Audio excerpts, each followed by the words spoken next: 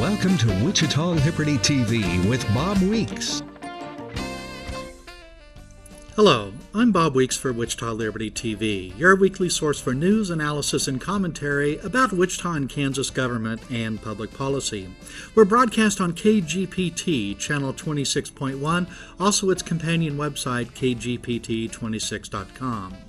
Some of you may know me from my blog, that's the Voice for Liberty at wichitaliberty.org. The motto there is individual liberty, limited government, and free markets in Wichita and Kansas. So, I cover things that may not be covered by other news media in Wichita and Kansas. Or if we do cover the same news, I'll do it from the perspective of economic freedom, limited government, and individual liberty, because these are the things that are important, and these are the things that we find so often under attack by our governments, be it at the federal, state, or local level.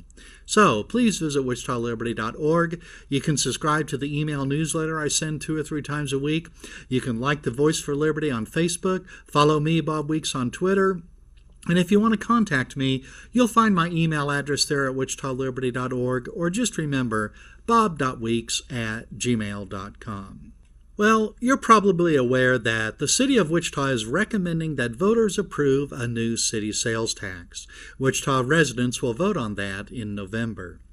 Now, part of the sales tax proceeds would be used to fund the existing bus transit system and also expand service. Now, whether or not you agree with the goal of improving the Wichita bus transit system, or whether you think that government should even be involved in the transportation business, people want government to spend taxpayer money carefully and efficiently.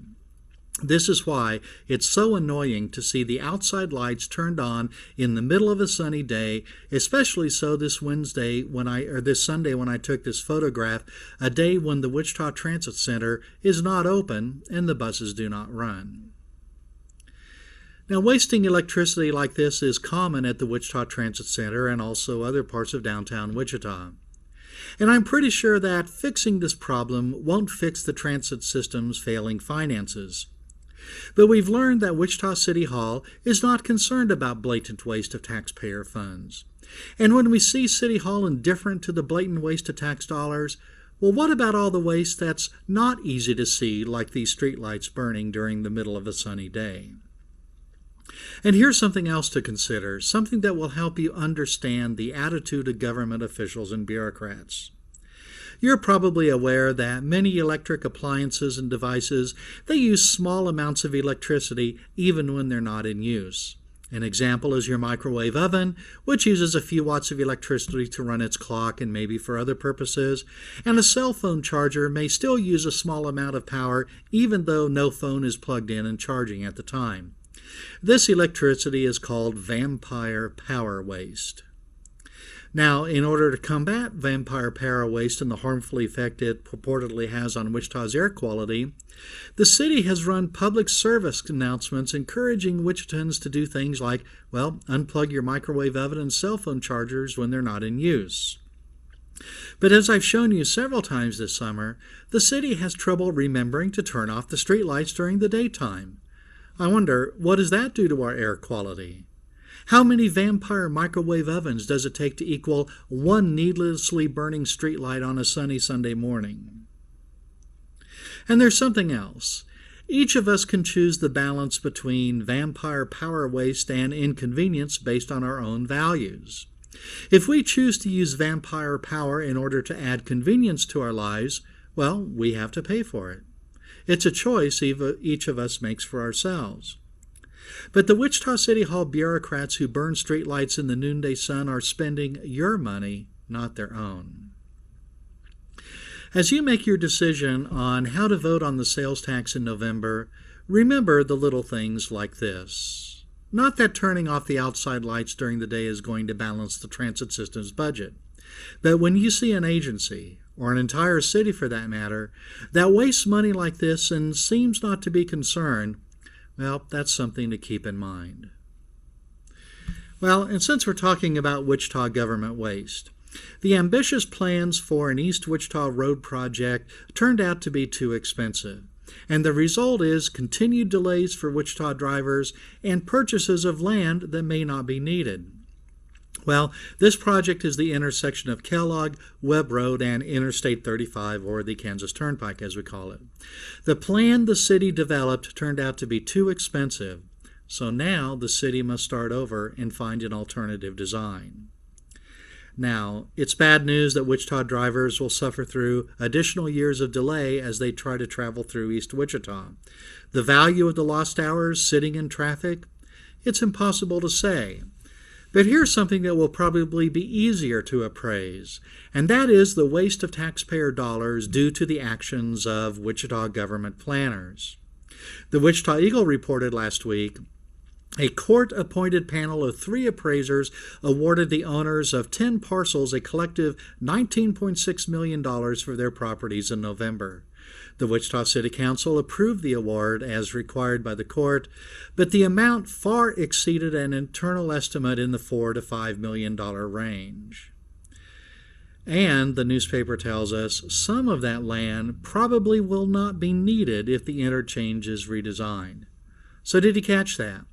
The city spent nearly 5 times as much as original estimates to seize property through eminent domain and also purchase other property too. Buildings with remaining useful life were torn down.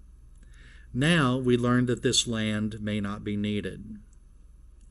So as Wichita City Hall asked citizens to trust their plans for the proceeds of a new sales tax, let's remember lessons like this.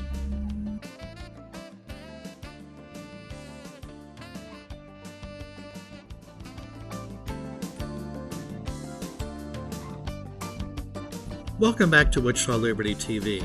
I'm Bob Weeks. I'd like to share with you an artist that I enjoy almost every day. His name is A.F. Bronco, or Antonio Bronco is his name, and his site is comicallyincorrect.com. He's a political cartoonist, and his cartoons are often spot on and funny. Well, here's an example from this week, commentary on President Obama's focus of attention. Now, these cartoons, I think, are valuable because they say almost instantly, and sometimes with no words or very few words, what might take someone like me several paragraphs to explain. And here's another example from a few weeks ago when Ferguson, Missouri was in the news. So that's Antonio Bronco with website at comicallyincorrect.com. You can sign up there to have cartoons delivered to you almost every day by email, or follow him on Facebook and Twitter and get them that way. Okay, well, switching back to Wichita. In November, remember, if you're a registered voter in Wichita, you will have a chance to vote on a new sales tax in Wichita, yes or no. And when you weigh the plausibility of the city's plans for spending the proposed new sales tax revenue, remember, this is not the first time the city has promised results and accountability. Do you remember a program called Transforming Wichita? Well, according to the city, Transforming Wichita is the journey by which we are fundamentally changing the way we measure, report, and perform the work of delivering services to the citizens of Wichita. And in more detail, a page on the city's website proclaimed, TW, I guess that's Transforming Wichita, TW is the journey by which we will be fundamentally changing the way we deliver services to the citizens of Wichita. Our vision is for Wichita to be a premier Midwestern city where people want to visit, live, and play, and for the city government to be a model of world-class city governance where citizens receive the best possible value for their tax dollars and have confidence in their city government. Now, at my site, wichitaliberty.org, I present the complete page from the city's website as captured on November 10th, 2007. Now, you may be wondering, why don't I simply link to the page? Well, the answer is that the Transforming Wichita webpage no longer exists. And that's a problem, as I've shown you in other episodes of Wichita Liberty TV. When the city launched a new website last year, there was a great deal of material that did not make the transfer from the old to the new website. And much of it is still not there, as far as I can tell. So, in order to find some of the historical information about the city of Wichita, well, you have to go beyond the usual Google search. Now, Transforming Wichita was a program from 2007.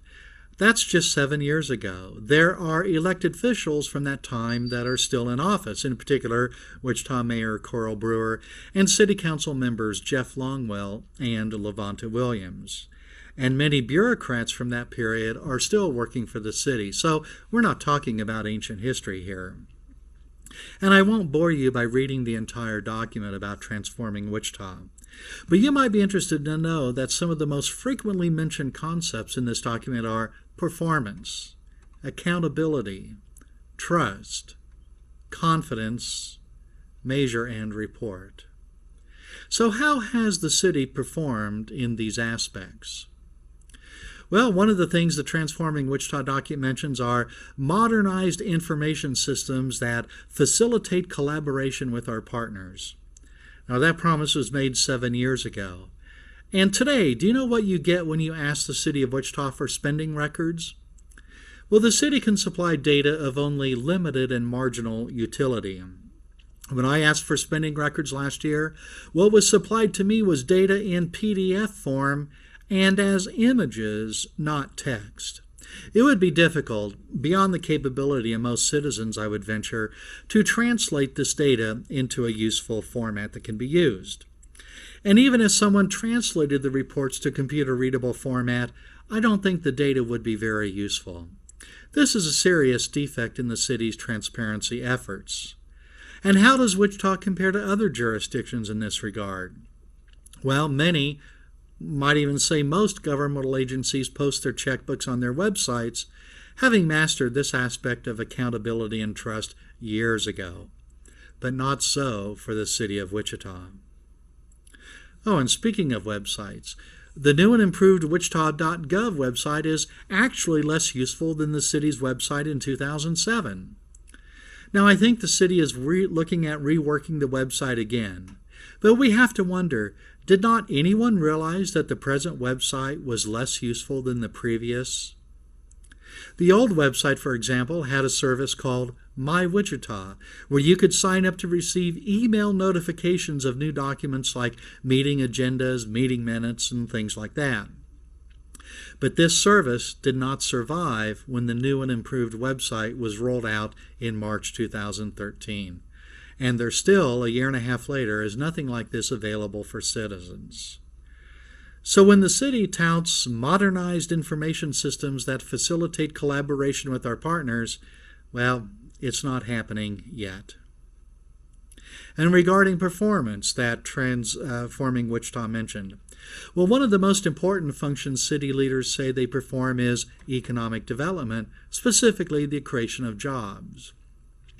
Last year, when the Wichita Eagle asked for job creation figures from the city, the Eagle reported this: "It will take us some time to pull together all the agenda reports on the 5-year reviews going back to 2003.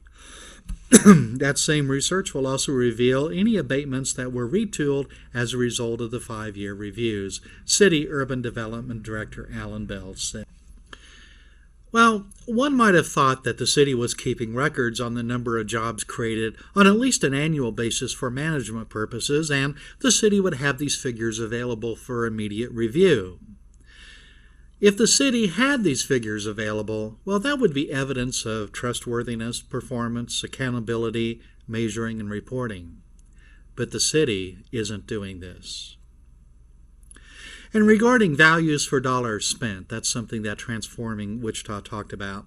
Well, during the past decade, Wichita spent $247 million on the Aquifer Storage and Recovery Program, or ASR.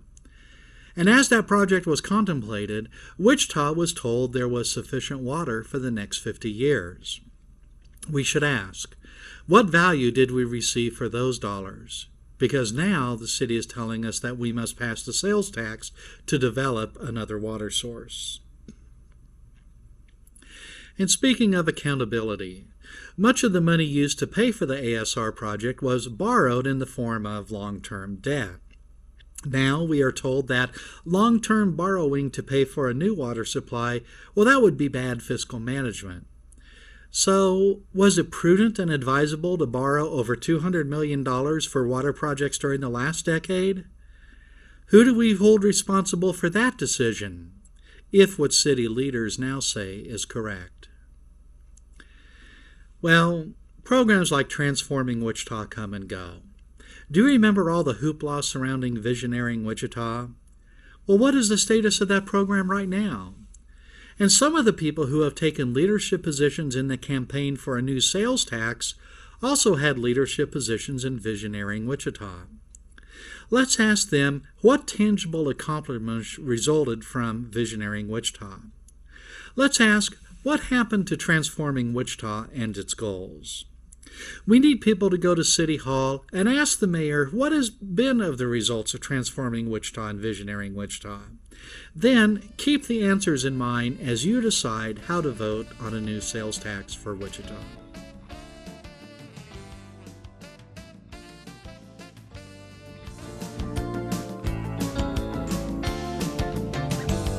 Welcome back to Wichita Liberty TV. I'm Bob Weeks. Well, 2 weeks ago on Wichita Liberty TV, I showed you how you can use your smartphone for political activism. Specifically, I presented how you can use your smartphone camera or a scanning app on that to capture documents such as political mailers. This type of intelligence gathering is very important. If we have an accessible collection of campaign materials, this will help us hold candidates and campaigns accountable. So I've started a collection of Kansas political campaign materials such as mailers, palm cards, handouts, and door hangers. This collection could be valuable in holding candidates of all parties accountable for their words. And independent organizations may advocate for or against candidates and ballot measures, and these need to be held accountable too. Well, there's a link to where you can view the documents at wichitaliberty.org. What I need you to do is to help by contributing to the repository. And there's several ways that you can do this. First of all, if you see material on your computer that is worth preserving and distributing, well, a useful and valuable extension for Internet Explorer, Firefox, and Chrome browsers is called FireShot. It will save partial or entire web pages in a variety of formats, including PDF. This is handy especially for things you might see on Facebook, for example, that you'd like to preserve. Now, for printed material, I recommend using the free ScanBot app that I talked about a couple weeks ago. There are alternatives as well. And with a little practice, it's not difficult to create valuable captures of documents if you have the right app on your smartphone. For political signs, I recommend just taking a photograph. It's useful to take a wide shot to show the context of a sign or whatever it is, and then a close-up to see the detail. And if it's a commercial you see on television, you can use your smartphone to take video of your TV set. Well, it won't be a high-quality capture, but what we're looking for in this case is documentation, not really creating works of art. So you can send me these digital files at bob.weeks@gmail.com. I might remind you that before capturing and distributing material that has your name and address or other personal information, you might consider marking it out with the material or cutting it out with scissors even. Well, here's an example of the type of political campaign material that needs to be captured so that candidates and organizations may be held accountable for their claims. This is an instance where the group that is campaigning in favor of the Wichita sales tax they're using the Wichita Intrust Bank Arena as an example of a successful use of a sales tax that was imposed for a short period of time with the proceeds used for a specific project. But let's take a look at the validity of some of these claims. Well, the sales tax for the Intrust Bank Arena was used to build a capital asset and also to establish a small reserve fund. Now, spending on capital assets is characterized by a large expense in a short period of time as the asset, like a building, arena, is constructed. Then the spending is over, sort of over anyway. Now, for the proposed Wichita sales tax that we'll be voting on in November, 63% of the proceeds is scheduled for capital asset spending on an enhanced water supply. The remainder, that'd be 37%, is for operation of the bus transit system, street repair, and economic development. Now, these three items are operational in nature, meaning that they're ongoing expenses. It's not likely that after 5 years the bus system will be self-sustaining or the streets will no longer need repair, or that there will be no more clamoring for spending money on economic development. So there is a distinct difference between the Interest Bank Arena sales tax and the proposed Wichita sales tax. And while sales tax boosters say the tax will end in 5 years, the likelihood is that because much of it will have been paying for operational expenses, there will be great pressure to continue the tax and the spending it supports. We know that the appetite for tax revenue by government and its cronies is insatiable.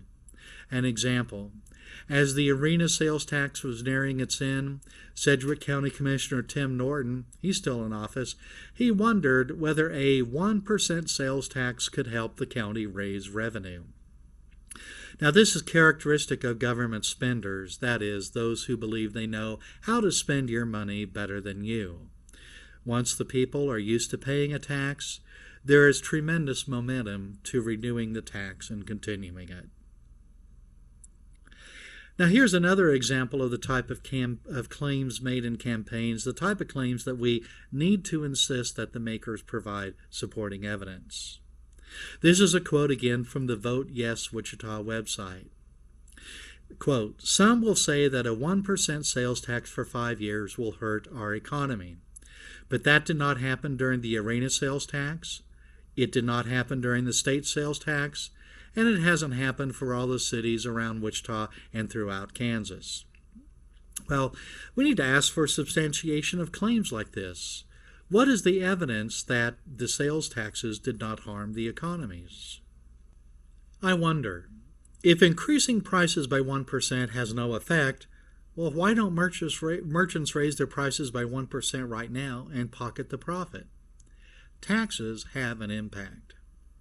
And the problem with seeing their effect is that the results of the tax are usually concentrated and easy to see. This would be a new arena, an expanded water supply, repaved streets, more buses, things like that. But the costs and consequences of the tax are usually spread out over a large number of people and collected in small amounts. The costs are dispersed and therefore more difficult to detect. This is the problem of the seen and the unseen that we've examined in past episodes of Wichita Liberty TV. But specifically, there has been an analysis performed of a situation parallel to the Interest Bank Arena tax. It was when Pulaski County in Arkansas, Little Rock is the county seat there, when that county built an arena and used a sales tax for 1 year, which was 1998. When economists later looked at data, they found that while there was an increase in construction jobs, there was a loss of retail and service jobs. Now, I have a link to this economic study paper at wichitaliberty.org if you're interested in learning more about the effects of sales taxes on jobs. Well, during the sales tax campaign, and other campaigns for that matter, we're going to see unsubstantiated claims made. We need to be watchful and gather evidence that we can use to hold the makers of these claims accountable for their statements. Well, that's it for Wichita Liberty TV this week. Thanks for watching. I'm Bob Weeks.